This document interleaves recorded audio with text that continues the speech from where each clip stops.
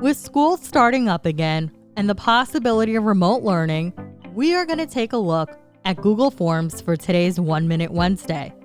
The nice thing about Google Forms is that they've already provided certain templates to get you started, but we're going to be starting from scratch.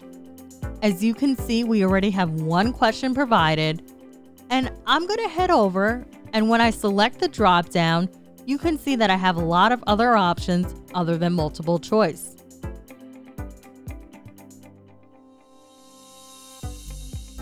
You can also have students upload essays and presentations.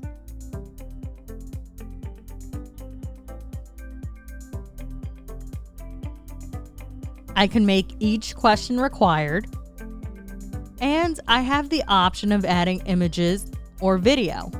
You can save this as either a worksheet or a quiz by heading up to Settings.